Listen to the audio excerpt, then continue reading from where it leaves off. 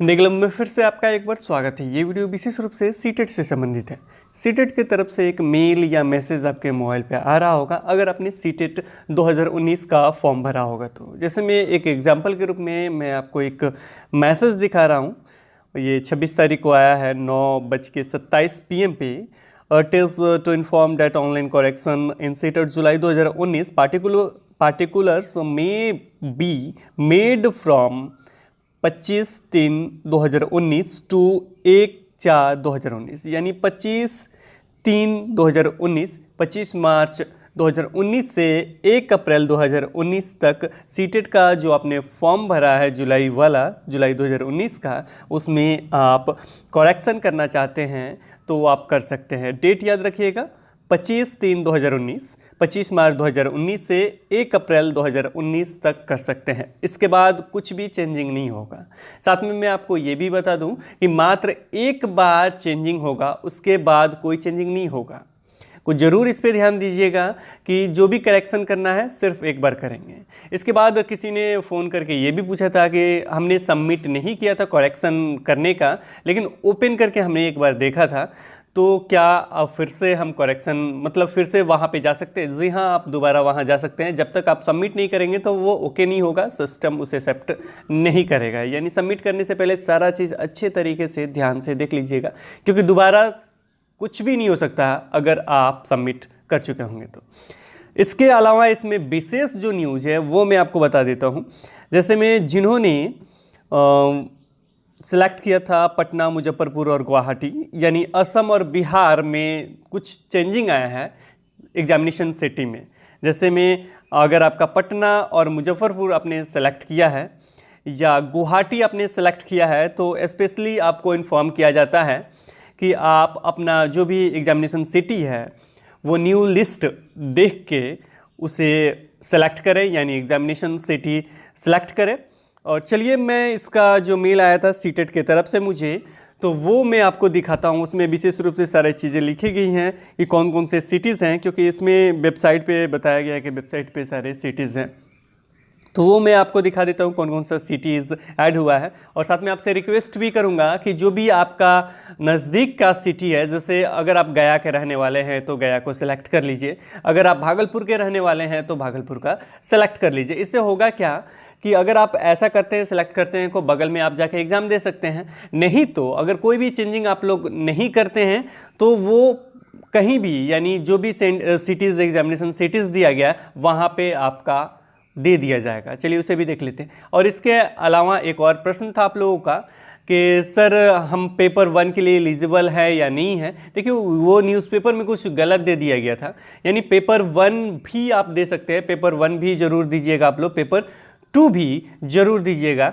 यानी पेपर 1 ज़रूर भर दिए हैं आप तो ज़रूर भरिएगा, यानी पेपर 1 पेपर 2 बीएड आपने किया है तो पेपर 1 और पेपर 2 ज़रूर भरिएगा, ज़रूर उसका एग्ज़ाम दीजिएगा। ये ज़रूरी सूचना था, इसलिए मैंने सबको बोल दिया अभी कि आप पेपर 1 भी भरेंगे, पेपर 2 भी भरेंगे अगर आपने बीएड किया है तो, अगर दोनों पेपर भरना चाहते हैं तो। क्योंकि अगर आप पेपर 1 भी भरते हैं तो पेपर 1 के लिए भी एलिजिबल हो जाएंगे, यानी जब भी वैकेंसीज वगैरह आएंगी तो पेपर 1 में यानी क्लास 1 to 5 के भी टीचर बन सकते हैं, और 6 to 8 भी अगर आप पास हो जाते हैं तो 6 से 8 में भी टीचर बन सकते हैं। तो आपके पास 2 ऑप्शन मिलेंगे टीचर बनने का। तो अगर सीट भी कम आती है तो आप अच्छे तरीके से टीचर बन सकते हैं। इसके बाद आप पूछेंगे कि सर उसमें ब्रिज कोर्स का कुछ ये है, अगर हम 1 to 5 में टीचर बनते हैं तो। देखिए ब्रिज कोर्स का कोई लफड़ा नहीं है, कुछ नहीं होने वाला है ब्रिज कोर्स से आपको कोई परेशानी, क्योंकि टीचर बनते हैं तो टीचर बनने के बाद आपको 2 साल के अंदर ब्रिज कोर्स करना होता है, जो 6 मंथ का कोर्स है। उसके सिलेबस वगैरह बाकी सब हम लोग रन करेंगे अगर टीचर आप बनते हैं तो, उसकी चिंता छोड़ दीजिए। फिलहाल आप जब भी वैकेंसी जाए उसमें टीचर बनने के लिए आप मतलब रिजल्ट लीजिए, मार्कशीट लीजिए, अपना सर्टिफिकेट लीजिए। और इसमें एक और विशेष बात जो आप बार बार पूछते हैं कि सर जब हम सीटेट का फॉर्म करेक्शन करेंगे तो उसमें यूनिवर्सिटी का नाम, कॉलेज का नाम, किसका पिन कोड डालें, क्या करें। देखिए यहाँ पे मैं आपको फ्रैंक रूप से कहता हूँ कि क्या आपको करना है। आपने सीटेट 2018 का सर्टिफिकेट देखा होगा, उसमें क्या क्या चीज़ है, आपने देखा है कभी ध्यान से क्या क्या चीज़ है? देखिए सीटेट के तरफ से यानी CBSE के तरफ से कोई जांच परख नहीं किया जाता है एग्जामिनेशन तक। 2018 आपने दिया होगा तो बखूबी आपने देखा होगा, कोई जांच परख नहीं किया जाता है। क्यों नहीं किया जाता है? क्योंकि आपको जॉब वो नहीं दे रहा, जॉब तो दिया नहीं जा रहा अभी, तो कोई जांच परख नहीं होता है। तो आप करेंगे क्या? तो सबसे पहले मैं कहूँगा कि जो सर्टिफिकेट में होता है ना, उसे एक बार जांच लीजिए। जैसे आपका नाम, आपके फादर का नाम, आपके मदर का नाम, आपका फ़ोटो, आपका सिग्नेचर, आपका डेट ऑफ बर्थ, आपका कैटेगरी, आपका जेंडर, मतलब जो सर्टिफिकेट पे दिखाई देता है वो सारी चीज़ एक बार जांच लीजिए कि वो सही है या नहीं। और पिछला जो सर्टिफिकेट है, पिछला जो मार्कशीट है, उससे वो मैच कर रहे हैं कि नहीं। क्योंकि जॉब मिलेगा ना तो आपका सर्टिफिकेट ये सीटेट वाला लगेगा। अगर आप पास होते हैं को सेंट्रल टीचर एलिजिबिलिटी टेस्ट वाला जो सर्टिफिकेट मिलेगा वो लगेगा। साथ में आपके पुराने जो मार्कशीट इंटर, BA, BEd ये सब किए हुए हैं मैट्रिक का, तो ये सारे चीज़ लगेंगे, दोनों एक साथ लगेगा तो दोनों को मैच कराया जाएगा कि ये सही है या नहीं है। उसके बाद QR कोड के द्वारा वेरीफाई हो जाएगा। तो दोनों अगर मैच करते दोनों सेम है तो कोई बात नहीं है। तो वहाँ पे यूनिवर्सिटी या उसका कॉलेज नेम से तो मुझे नहीं लगता कि कोई ज़्यादा परेशानी होने वाली है। मुझे तो लगता भी नहीं है कि कभी कोई परेशानी होगी। इसके साथ ही वहाँ पे यूनिवर्सिटी का दिया गया तो यूनिवर्सिटी का सेलेक्ट कर लीजिए, जो भी पिन कोड है पिन कोड डाल दीजिए। तो इसमें ज़्यादा समय मतलब व्यतीत नहीं करें, ज़्यादा समय नहीं लगाएं, पढ़ाई पे आप ध्यान दें, बहुत ज़रूरी है पढ़ाई। अब हम मेन बात कर लेते हैं कौन कौन सी सिटीज़ इंक्लूड किए गए हैं और क्या हो सकता है उसमें अगर आप सिटी सेलेक्ट नहीं करते हैं तो।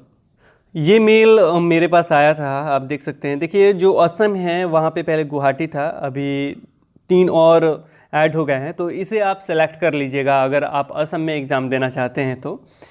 लेकिन विशेष हमें बिहार का देखना था क्योंकि मेरी लैंग्वेज जो है वो हिंदी है और हिंदी भाषी लोग ज़्यादा उसे देखते होंगे।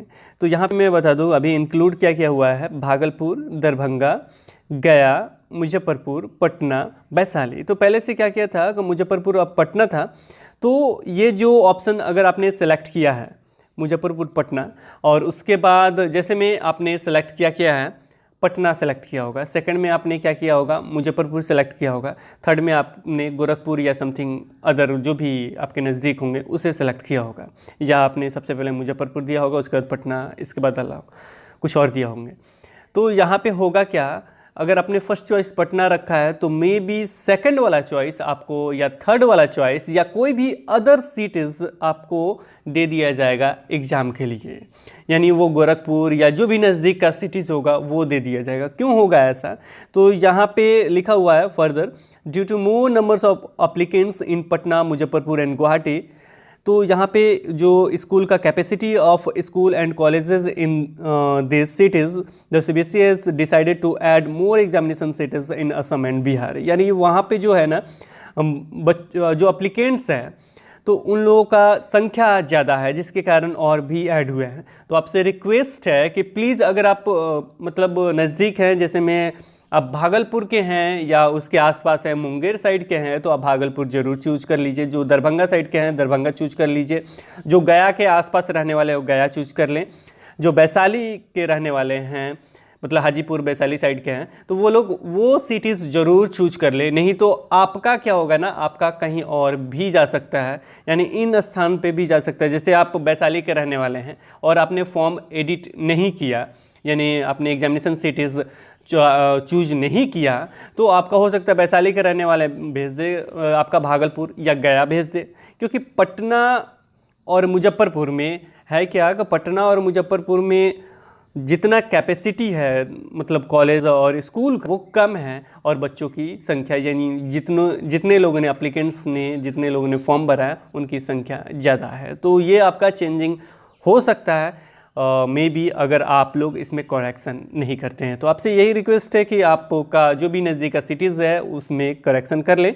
अगर नहीं करते हैं कोई भी सदस्य तो आपका अदर सिटीज़ में देखिए यहाँ पे लिखा है अलॉट देयर सेकंड या third choice of examination city और any other cities in the possible nearby area.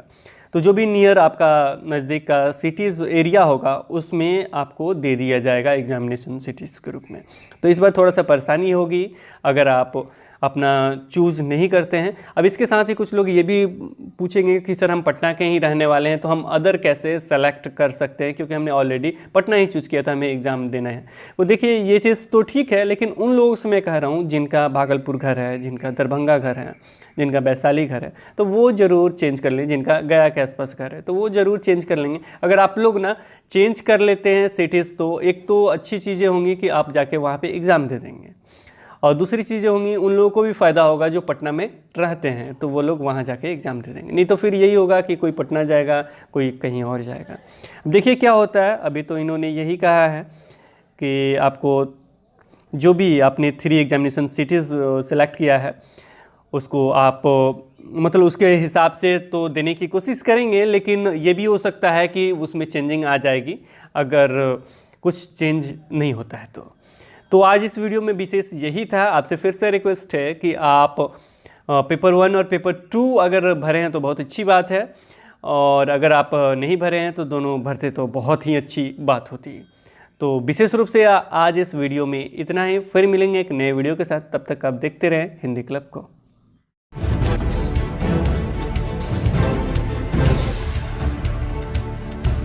Subscribe कीजिए हिंदी क्लब को, दबाइए इस बेल आइकॉन को ताकि हमारा वीडियो आपको मिले सबसे पहले।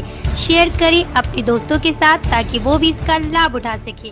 ये सब बिल्कुल फ्री है।